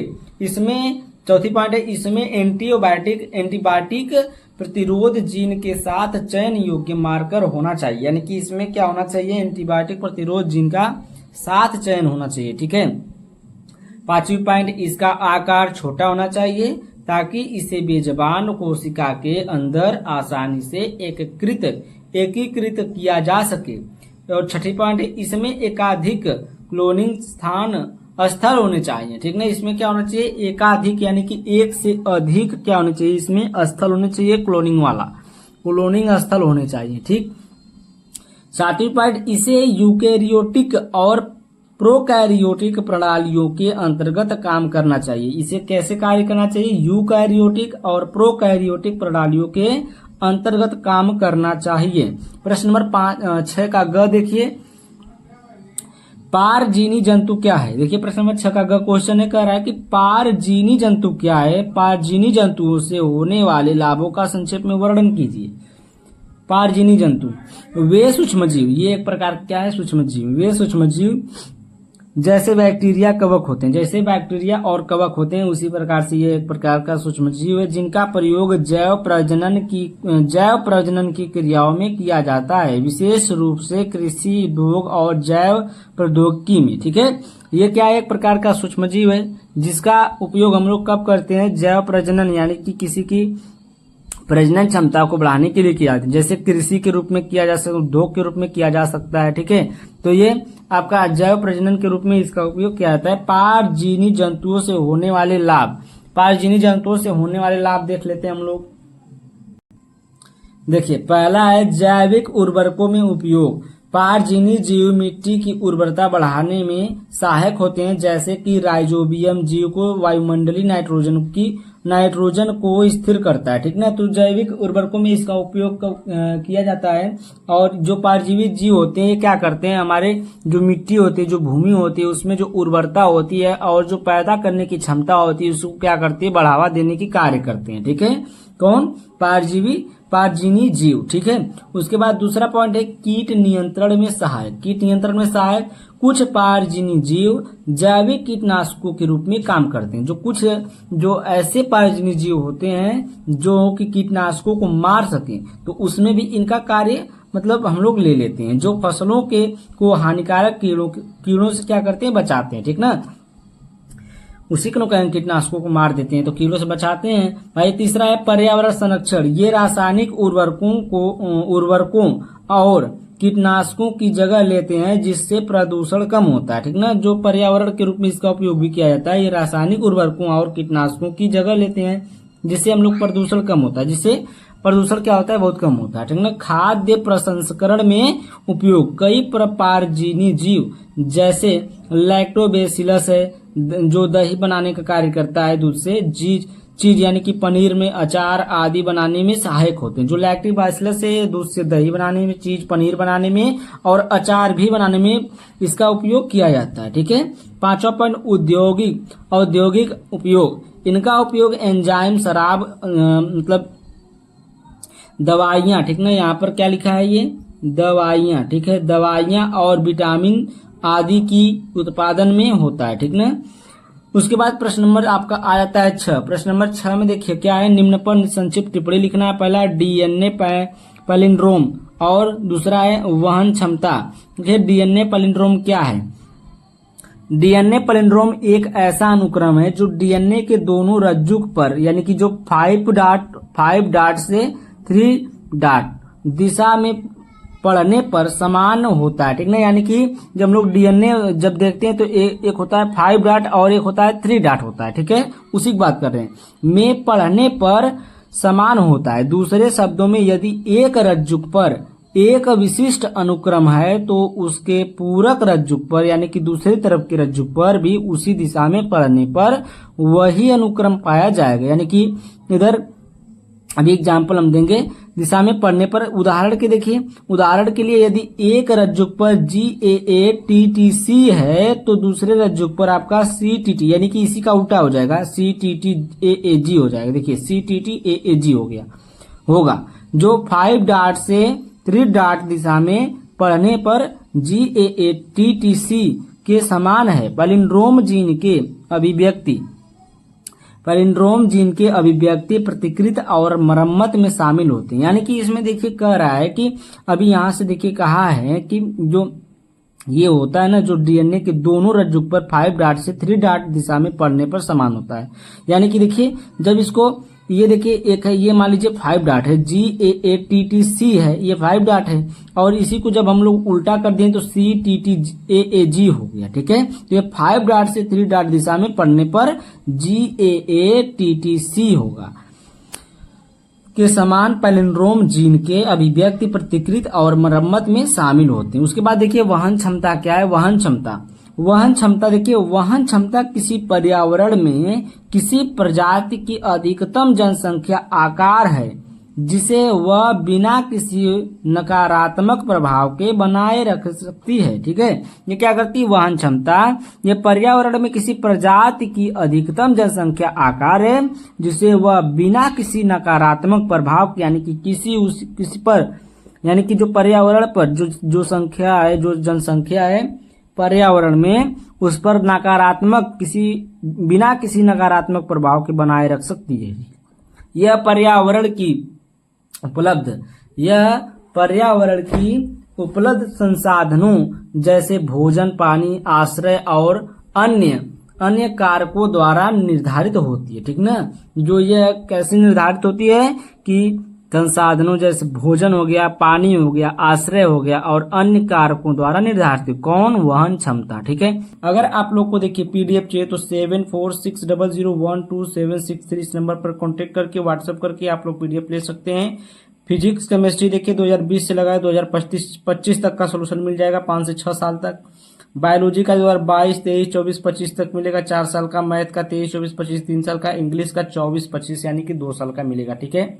इसका पेमेंट आपको लगता है 200 रुपये। कितना लगता है? 200 रुपये इसका पेमेंट लगता है, ठीक है। बहुत ज्यादा पेमेंट नहीं है, 200 रुपये।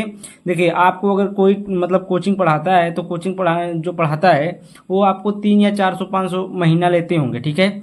लेकिन वो भी आपको अंत में क्या अनसॉल्व पेपर सोल्यूशन करके नहीं दे पाएंगे, ठीक है। अगर वो भी हल कराती तो एक ही 2-3 सेट करा कर रह जाएंगे। और मैं तो यहाँ पर आपको 2020 से लेकर 2025 तक का सोल्यूशन दे रहा हूँ सिर्फ 200 रुपये में, ठीक है। बहुत ज्यादा नहीं पैसा लग रहा है। अगर आप लोग को पढ़ना है ना तो 200 रुपये खर्च करिए और बढ़िया से लेकर के पढ़ लीजिए, ठीक। अब देखिए हम लोग चलते हैं वीडियो पर और देखिए प्रश्न नंबर यहाँ तक हो चुका है, प्रश्न नंबर 6 तक हो चुका है। प्रश्न नंबर 7 देखना है तो प्रश्न नंबर 7 का देखिए क्वेश्चन है कि मादा प्राइमेटो में आर्तव चक्र के पुटकीय एवं स्रावीय प्रावस्था में हार्मोन की भूमिका का वर्णन कीजिए, ठीक है। पुटकी अवस्था जो होती है, जो स्रावी प्रावस्था होती है, उसमें जो हार्मोन होता है उसकी भूमिका का क्या करना है? वर्णन करना है, ठीक है। तो जो स्राव होता है जब मतलब एक मंथली चक्र होता है एमसी जिसे बोलते हैं, तो उसमें जो पुटकी चक्र या फिर कहते हैं स्राव प्रावस्था में जो हार्मोन निकलता है उसके बारे में बताना है। तो यहाँ पर देखिए पुटकी अवस्था क्या है, ठीक है। यहाँ पर देखिए मुख्य हार्मोन कौन है, FSH है, ठीक ना, कौन है, FSH है। इसको देखिए क्या बोलते हैं, फॉलिकल स्टिमुलेटिंग और हार्मोन, ठीक है, इसको क्या बोलते हैं, फॉलिकल स्टिमुलेटिंग हार्मोन बोलते हैं। अंडाशय में ग्राफियन पुटिकाओं के विकास को प्रेरित करता है। ये क्या करता है, जो अंडाशय होता है, जो अंडाणु निकलते हैं, ठीक है, उसमें जो अंडाशय होता है जहां से अंडाणु निकलते हैं, अंडाशय में जो ग्राफियन पुटिकाओं के विकास को क्या करता है, प्रेरित करता है, उनको उसको क्या करता है, प्रेरित करता है, प्रेरणा देता है, ठीक है। उसके बाद देखिए एस्ट्रोजन। एस्ट्रोजन क्या है, एस्ट्रोजन, पुटिकाएं एस्ट्रोजन का स्राव करती हैं। जो पुटिकाएं होती है किसका स्राव करती हैं, एस्ट्रोजन का स्राव करती हैं। यह एंडोमेट्रियम यानी कि यहाँ पर लिखा है गर्भाशय की भीतरी परत को मोटा करता है, ठीक ना। ये जो आपका जो पुटिका है, ये जो एस्ट्रोजन होता है, एस्ट्रोजन क्या करता है, जो गर्भाशय की भीतरी परत होती है उसको क्या करता है, मोटा करता है, ठीक है, उसको क्या करता है, मोटा करता है, और उसे निषेचन के लिए तैयार करता है। उसको क्या करता है, निषेचन के लिए क्या करता है, तैयार करता है, ठीक है। निषेचन आपको समझ में आ रहा होगा, ठीक है। उसके बाद फर्टिलाइजेशन जिसे बोलते हैं, फर्टिलाइजेशन। अब यहाँ पर देखिए उच्च एस्ट्रोजन स्तर अंततः LH की वृद्धि को प्रेरित करता है, ठीक है। ये क्या करता है, LH की वृद्धि को क्या करता है, प्रेरित करता है। LH क्या है, ल्यूटिनिजिंग हार्मोन है, एक हार्मोन होता है जो यहाँ पर नीचे लिखा गया है, देखिए। दूसरा है स्रावी अवस्था। स्रावी अवस्था में मुख्य हार्मोन आपका LH होता है, जो यहाँ पर LH की वृद्धि को प्रेरित कर रहा है, ठीक है। तो यहाँ पर क्या है, ल्यूटिनाइजिंग हार्मोन। ये क्या है, ल्यूटिनाइजिंग हार्मोन है। देखिए ओव्यूलेशन करवाता है, ये क्या करवाता है, ओव्यूलेशन करवाता है। पुटिका फटती है और अंडाणु बाहर आता है, ठीक है। इसमें क्या होता है, ये क्या करने का कार्य करता है, जब पुटिका जो होती है वो फट जाती है तो उसी से जो अंडाणु होता है वही क्या होते हैं, वहां से बाहर आते हैं, ठीक है। शेष पुटिका से कॉपर्स ल्यूटियम बनता है। क्या बनता है इसमें, कॉपर्स ल्यूटियम बनता है, ठीक है।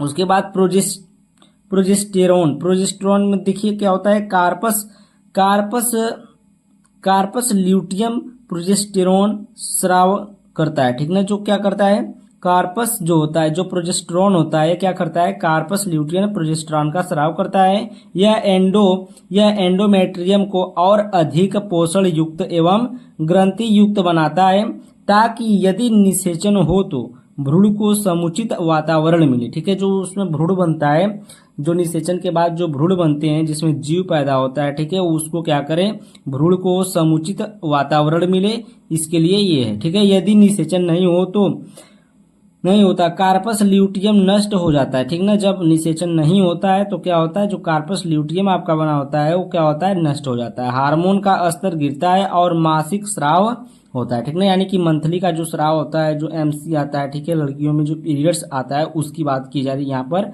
तो और मासिक स्राव होता है, ठीक है। आगे देखिए नेक्स्ट पेज पर।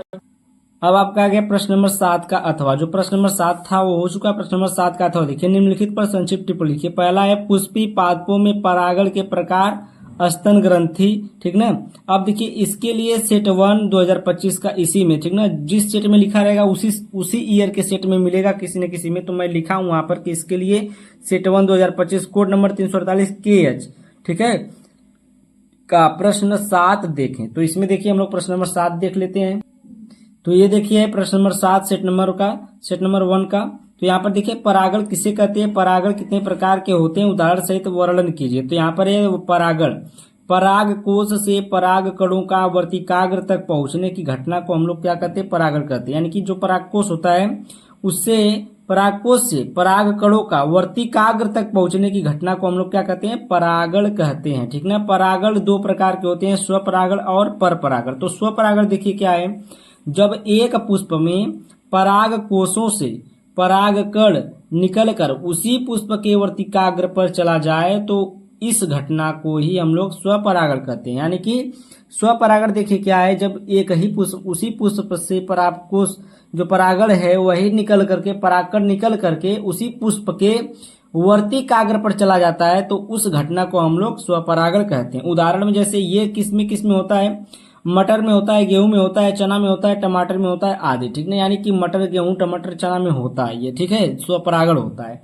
और परपरागण देखिए, जब एक पुष्प में परागकोश से परागकण निकलकर किसी दूसरे पुष्प के वर्तिकाग्र पर चला जाए तो इस घटना को ही क्या कहते हैं, पर परागण कहते हैं। यानी कि इसमें क्या हो रहा है, इसमें जो पराग कोश से जो परागण निकल रहा है वो दूसरे किसी मतलब जिस पुष्प से निकल रहा है उस पुष्प पर नहीं जाएगा, दूसरे पुष्प के वर्तिकाग्र पर चला जाता है। ठीक है, तो दूसरे पुष्प के वर्तिकाग्र पर जाएगा तो उसको हम लोग क्या बोलेंगे, पर परागण कहते हैं। ठीक है, उदाहरण के लिए जैसे सूरजमुखी है, आम है, गुलाब है, मक्का है आदि। ठीक है, तो ये आपका प्रश्न नंबर था कि जो परागण के प्रकार थे वो समझाने थे। तो यहाँ पर सब समझ में आ गया होगा उदाहरण के साथ। तो हम लोग चलते हैं फिर उसी पर। अब देखिए यहाँ पर दूसरा पॉइंट पूछा है कि स्तन ग्रंथि। स्तन ग्रंथि क्या है? स्तन ग्रंथि में देखिए यह स्तनधारी प्राणियों की एक विशेष ग्रंथि होती है जो दूध का स्रवण करती है। ठीक है, यह क्या होती है, जो स्तनधारी प्राणी होते हैं जैसे मनुष्य हो गया, गाय, भैंस, बकरी, बिल्ली, ये सब हो गई ना, स्तनधारी होते हैं। ठीक है, तो यह स्तनधारी प्राणियों की एक विशेष ग्रंथि होती है जो दूध का क्या करती है, स्रवण करती है, यानी कि दूध निकालने का कार्य करती है। ठीक है, यह एक संशोधित स्वेद ग्रंथि है। यह क्या है, एक संशोधित स्वेद ग्रंथि है। ठीक है, महिलाओं में यह ग्रंथि शिशु के जन्म के बाद प्रोलैक्टिन हार्मोन के प्रभाव से सक्रिय होता है। किस हार्मोन के प्रभाव से? प्रोलैक्टिन हार्मोन के जो प्रभाव से क्या होता है, यह सक्रिय होता है। कौन?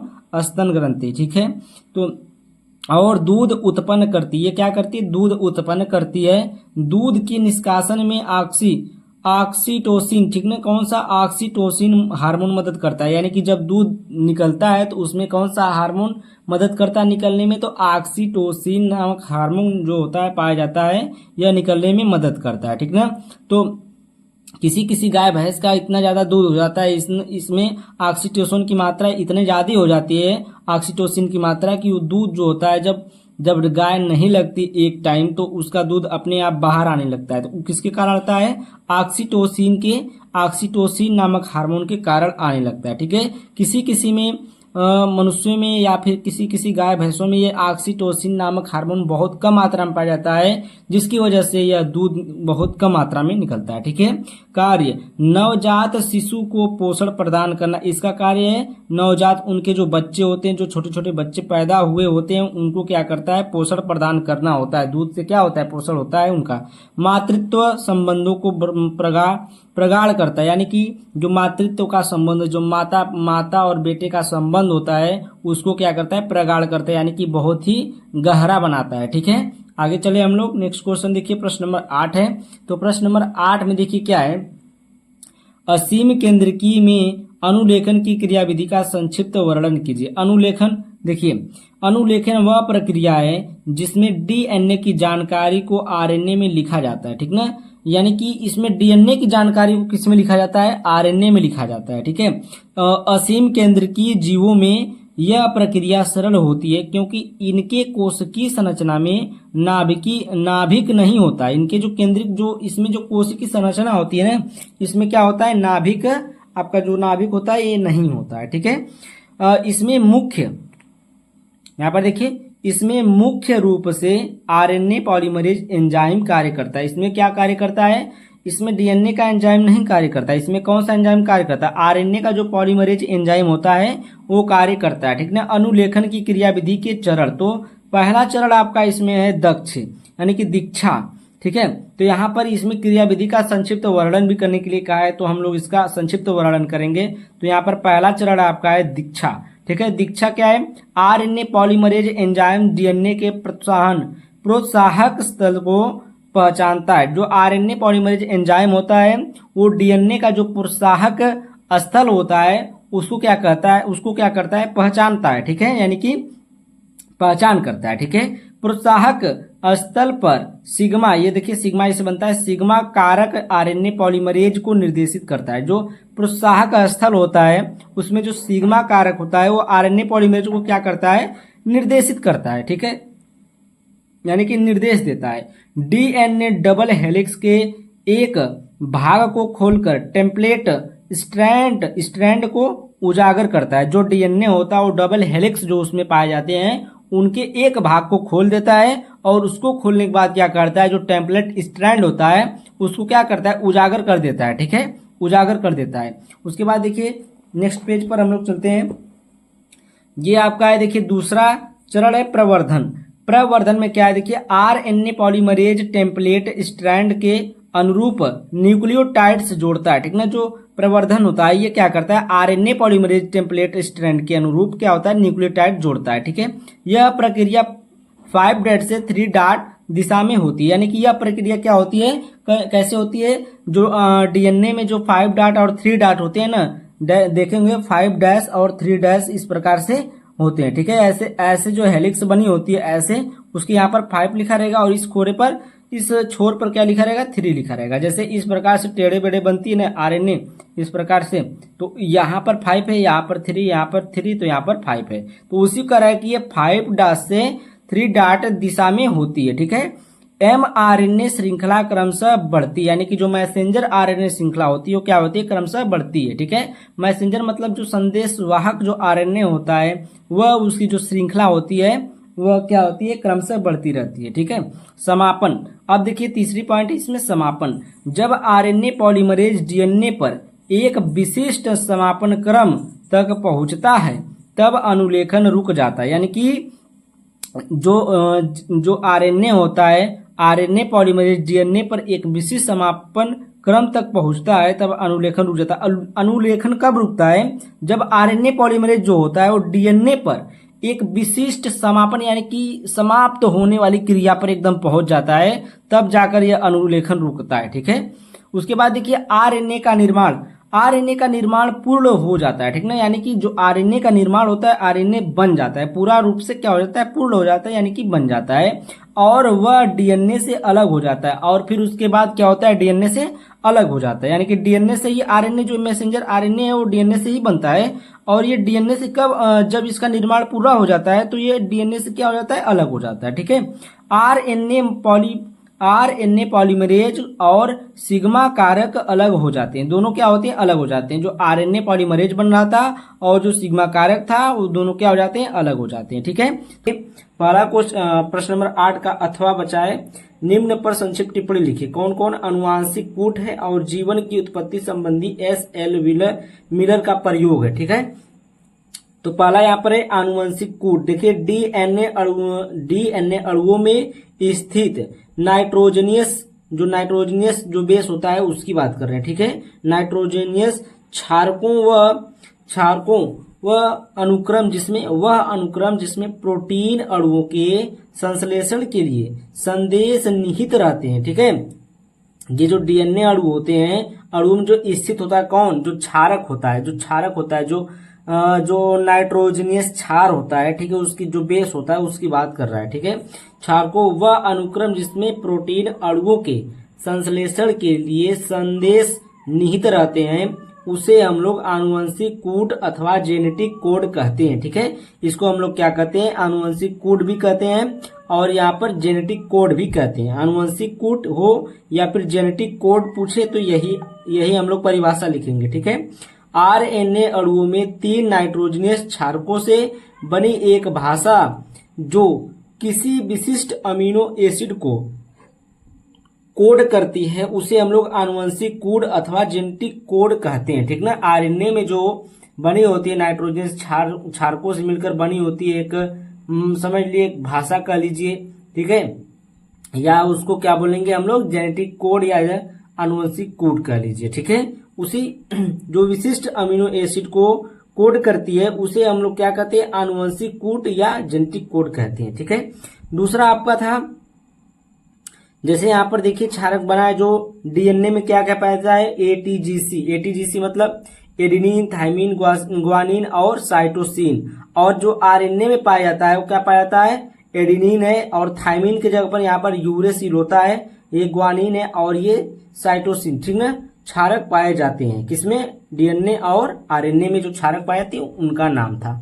उसके बाद देखिए यहाँ पर आपका दूसरी पॉइंट है जीवन की उत्पत्ति संबंधित एस.एल. मिलर का प्रयोग। जीवन की उत्पत्ति संबंधित एस.एल. मिलर का जो प्रयोग है, देखिए एस.एल. मिलर ने 1953 में अपने शिक्षक हेरोल्ड यूरे के साथ मिलकर एक प्रसिद्ध प्रयोग किया जो एक प्रसिद्ध क्या किया प्रयोग किया जो यह सिद्ध करता है कि जीवन के मूलभूत कार्बनिक यौगिक जैसे अमीनो अम्ल है, ठीक ना, जैसे अमीनो अम्ल प्रारंभिक पृथ्वी की परिस्थितियों में स्वतः बन सकते हैं। जो अमीनो अम्ल होता है वो प्रारंभिक पृथ्वी की परिस्थितियों में स्वतः क्या हो सकते हैं, बन सकते हैं, ठीक ना। स्वतः का मतलब होता है खुद से या अपने से बन सकते हैं। कब? जब प्रारंभिक पृथ्वी की परिस्थितियों में। कौन बन सकते हैं? कार्बनिक यौगिक, जैसे क्या हो गया अमीनो अम्ल आपके अंदर बनता है, ठीक ना। अमीनो अम्ल क्या है? देखिए कार्बनिक अमीनो अम्ल जो होता है, जो कार्बनिक यौगिक है जैसे अमीनो अम्ल हो गया, ठीक है, प्रारंभिक पृथ्वी की परिस्थितियों में स्वतः बन सकते हैं। अब देखिए नेक्स्ट पेज पर चलते हैं हम लोग। अब यहाँ पर देखिए प्रयोग की व्यवस्था। प्रयोग की व्यवस्था देखिए, मिलर ने एक कृत्रिम प्रणाली बनाई जो प्रारंभिक पृथ्वी के वातावरण का अनुकरण करती थी। जो ऐसे मिलर थे वो क्या किया, एक कृत्रिम मतलब हाथों से बनाया क्या, अपने प्रणाली बनाई, ठीक ना, प्रणाली बनाई जो प्रारंभिक पृथ्वी के वातावरण का अनुकरण करती थी। क्या करती थी? पृथ्वी की वातावरण का अनुकरण करती थी।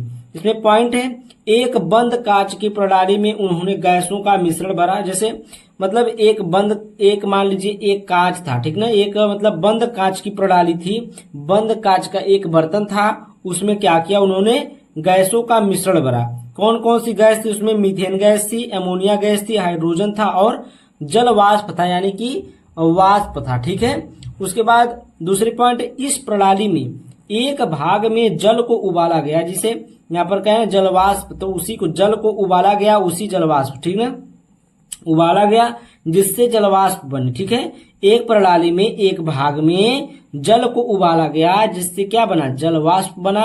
दूसरे में यहाँ पर तीसरी पॉइंट है, इस वाष्प का गैस मिश्रण वाले कक्ष में भेजा गया, ठीक ना। इस वाष्प वाले गैस का जो मिश्रण है वो कहाँ भेजा गया, मिश्रण वाले कक्ष में भेजा गया। जो वाष्प जो गैस थी उसको गैस मिश्रण वाले कक्ष में भेजा गया वाष्प को, ठीक है। चौथी पॉइंट है, गैस मिश्रण वाले भाग में उन्होंने विद्युत स्पार्क उत्पन्न किया जो प्रारंभिक पृथ्वी पर होने वाली बिजली के समान था।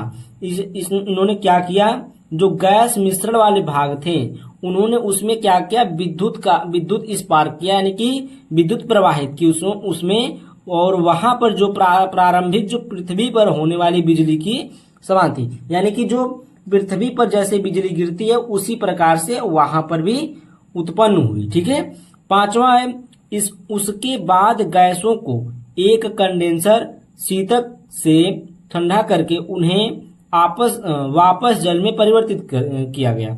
यानी कि देखिए एक बार वो गर्म किया गया, दूसरे फिर उसको क्या किया गया, वापस कंडेंसर शीतक से उसको एक शीतक से क्या किया गया, एक ठंडक से उसको ठंडा किया गया और उन्हें जब वो वाष्प थे तो वाष्प से वापस क्या किया गया, जल में परिवर्तित किया गया, ठीक है। प्रयोग का परिणाम देखिए क्या निकला है। प्रयोग का परिणाम यह सप्ताह के भीतर जल में अमीनो अम्ल, यहाँ पर रहेगा अमीनो अम्ल, ठीक है।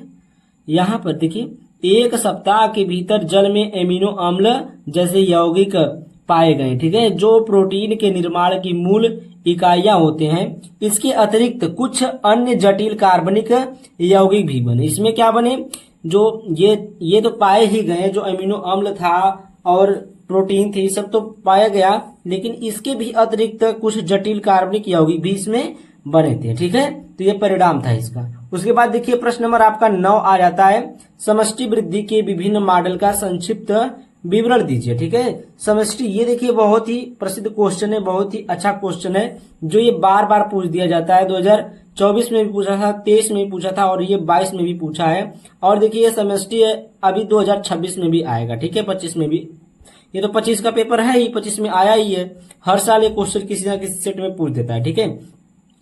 समष्टि वृद्धि के विभिन्न मॉडल जनसंख्या वृद्धि के पैटर्न को दर्शाते हैं। मुख्य रूप से 2 मॉडल हैं, जो कि चरघातांकी वृद्धि मॉडल और लॉजिस्टिक वृद्धि मॉडल है, ठीक ना। कौन कौन से, चरघातांकी वृद्धि मॉडल है और लॉजिस्टिक वृद्धि मॉडल। तो यहाँ पर देखिए पहला है चरघातांकी वृद्धि मॉडल। तो इस मॉडल में देखिए क्या है, इस इस मॉडल में जनसंख्या और सीमित संसाधनों जैसे भोजन, पानी, जगह की उपलब्धता के साथ तेजी से बढ़ती है। ठीक है, तो यहाँ पर जो जनसंख्या होती है, यहाँ पर जनसंख्या बढ़ती है बहुत तेजी से। कैसे? जो यहाँ पर जो संसाधन होते हैं, जो भोजन हो गया, पानी हो गया, जगह हो गया, इनकी उपलब्धता के साथ तेजी से, अगर ये सही मात्रा में उनको मिल रही है तो उनकी जनसंख्या क्या होगी? बहुत ही तेजी से बढ़ती है। ठीक है, देखिए अब नेक्स्ट पेज पर चलते हैं हम लोग। यह देखिए, यह मॉडल तब लागू होता है जब संसाधनों की कोई कमी नहीं होती और जनसंख्या पर कोई नियंत्रण नहीं होता है। यानी कि इनकी जनसंख्या पर कोई नियंत्रण न हो, और यह मॉडल तभी लागू होता है जब संसाधन में, इनके भोजन, पानी, रहन सहन में कोई कमी न हो और इनकी जनसंख्या पर कोई नियंत्रण न हो, तभी ये नियम लागू होता है। ठीक है, उदाहरण के लिए एक नए वातावरण में कुछ जीवों की शुरुआती वृद्धि चरघातांकी हो सकती है। जैसे कहीं अगर उदाहरण के लिए लिया जाए तो कहीं अगर नए जीव जंतु जा रहे हैं तो वहां पर उनको रहन सहन की कोई दिक्कत नहीं होती। जैसे पहले तो होती है लेकिन बाद में वो अपना संभाल लेते हैं। ठीक ना, जैसे हम ही लोग हैं, अगर कहीं जाते हैं तो रहने में दिक्कत होती है, खाने पीने में थोड़ा सा दिक्कत होगी, लेकिन कुछ दिन बाद बहुत सही चलने लगता है। तो उसी प्रकार से यहाँ पर भी उदाहरण के तौर पर दिया गया। ठीक है, लॉजिस्टिक वृद्धि, यह मॉडल वास्तविक दुनिया की स्थितियों को अधिक सटीक रूप से दर्शाता है जहां संसाधन सीमित होते हैं। ठीक है, जो ये लॉजिस्टिक मॉडल है, लॉजिस्टिक वृद्धि है, ठीक ना, यह मॉडल क्या है? वास्तविक दुनिया की, यानी कि इस दुनिया में जो वास्तविक चीजें हैं, ठीक है, वास्तविक दुनिया की स्थितियों को अधिक सटीक रूप से दर्शाता है जहां संसाधन सीमित होते हैं। ठीक ना, जहां क्या होता है? जो संसाधन होता है क्या होता है? सीमित होता है, यानी कि एक मतलब सीमित मात्रा में होता है। ठीक है, जैसे जैसे जनसंख्या बढ़ती है, संसाधनों के लिए प्रतिस्पर्धा भी बढ़ती है, जिससे वृद्धि धीमी हो जाती है।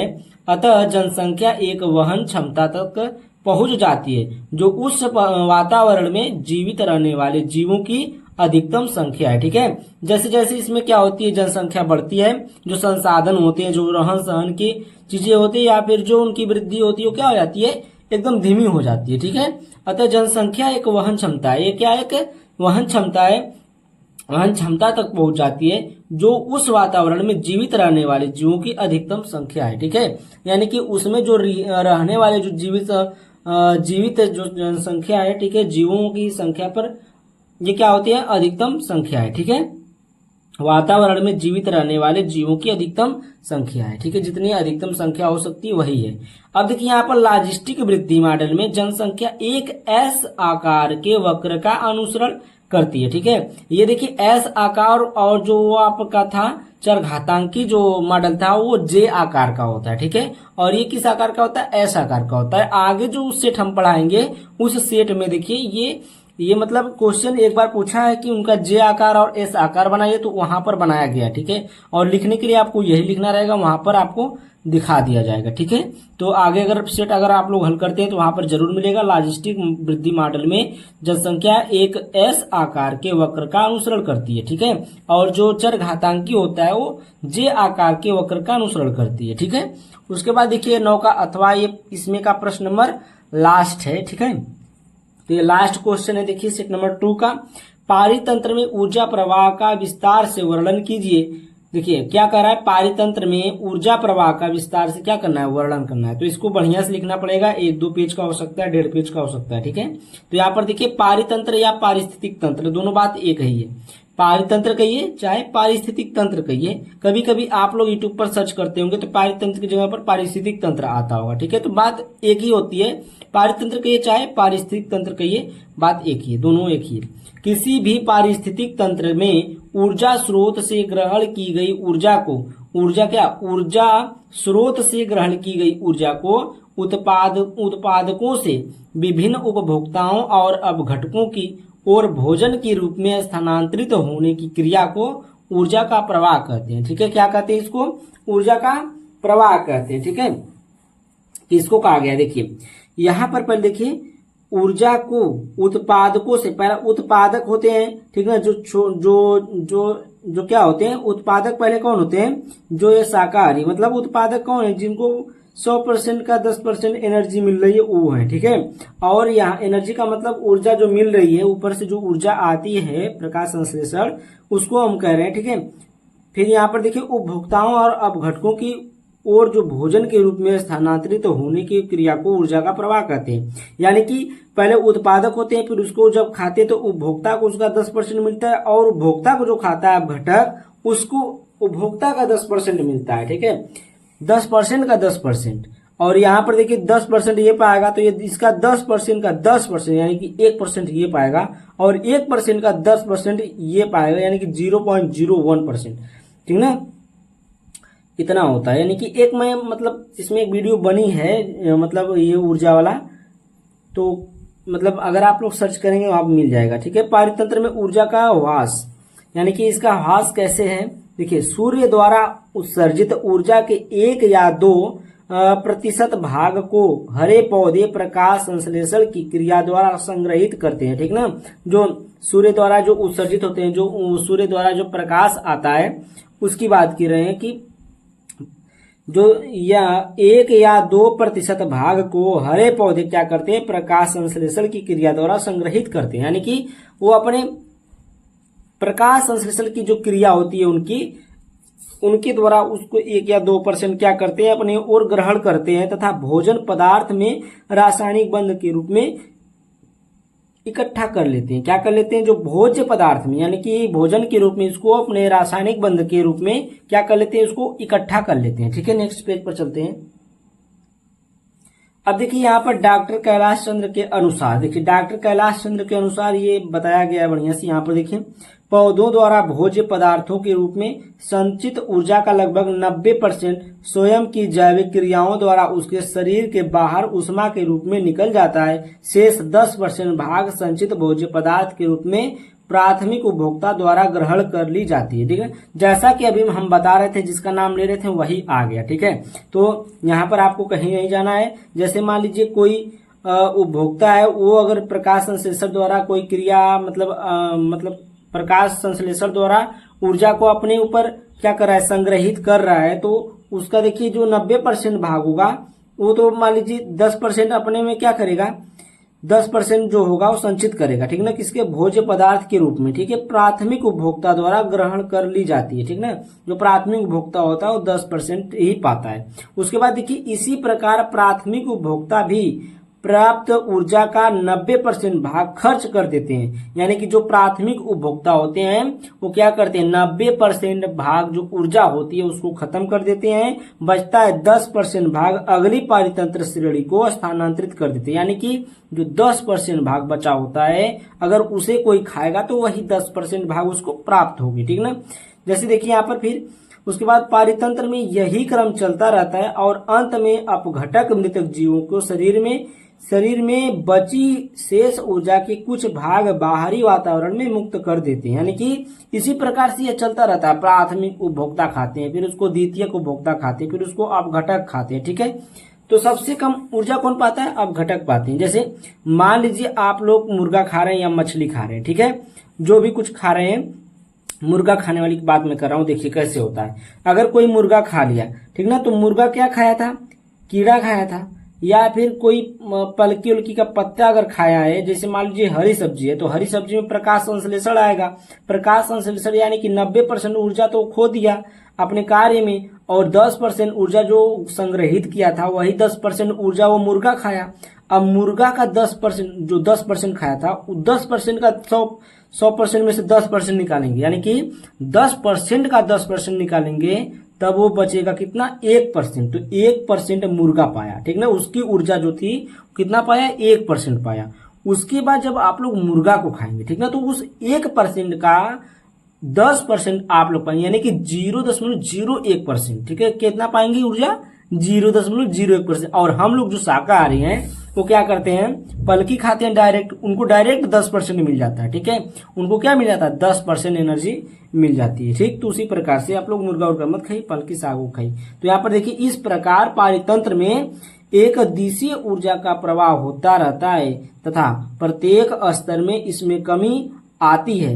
अतः पारितंत्र में आहार श्रृंखला जितनी छोटी होगी ऊर्जा का वास उतना ही कम होगा।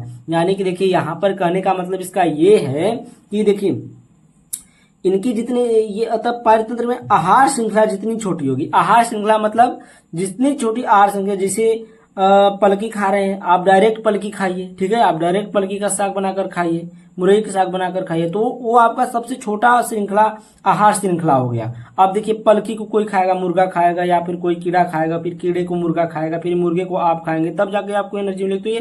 तो ये छोटा थोड़ी है, ये बहुत बड़ी हो गई आहार श्रृंखला, ठीक है। तो इसमें कम ऊर्जा मिलती है और इस डायरेक्टली खाने में ज्यादा ऊर्जा मिलती है, ठीक है। अगर आप लोग को ये समझ में आया पूरा सेट, ठीक ना, ये सेट पूरा खत्म हो चुका है। अगर आप लोग को ये समझ में आया तो आप लोग एक बार वीडियो को लाइक कर दीजिए और चैनल को सब्सक्राइब करके जाएगा, बेल आइकन घंटी दबा कर जाएगा, ताकि ऐसी ऐसी वीडियो आपको मिलती रही, ठीक है। Physics, chemistry, biology, math, English सभी का वीडियो मैं डालूंगा, ठीक ना, अभी आगे चल करके। तो आप लोग वीडियो को, चैनल को सब्सक्राइब, वीडियो को लाइक कर दीजिए। Thank you, bye bye for watching my video.